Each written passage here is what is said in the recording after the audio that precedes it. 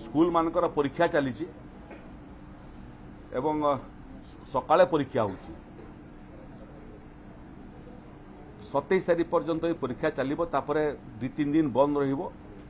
April 2 तारीख रु सकाळुआ school आरंभ हो जिवो। आंगनबाड़ी केन्द्र अच्छी जो छोट छोट छुआ मान आसतांती सेमानकर समय को मध्य संपूर्ण परिवर्तन कराई।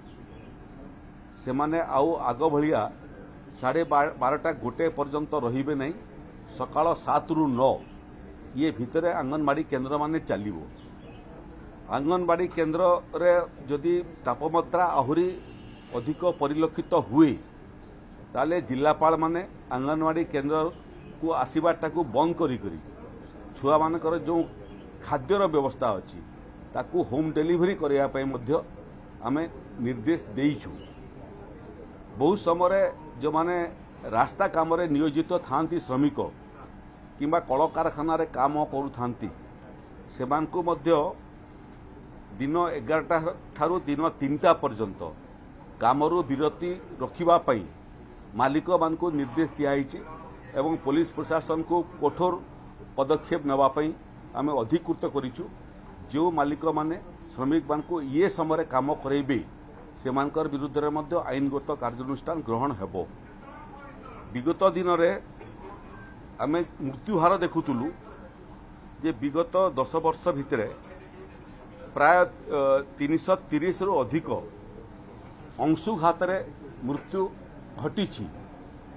अर्थात मोटामोटी गोटे वर्ष ग्रीष्म प्रवाह समय मृत्यु संख्या 35 मोटामोटी।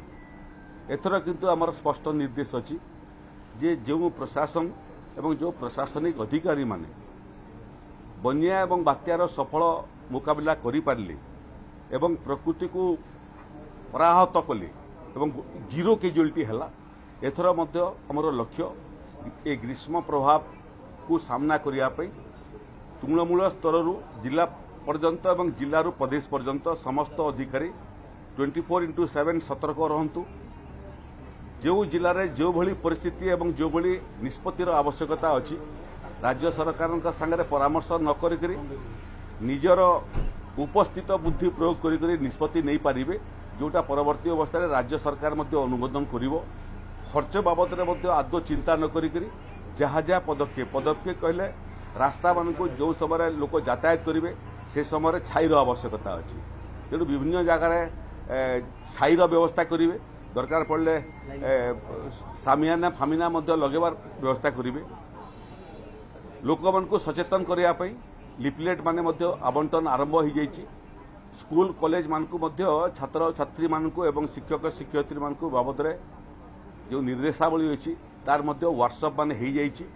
विभिन्न जगार पानीर पीवा पानीर आवश्यकता अच्छी तेणु विभिन्न जगार जलछत्र करने पीआर डिपार्टमेंट पंचायती राज डिपार्टमेंट एवं नगर उन्नयन विभाग ये दुई विभाग को निर्देश दिखाई।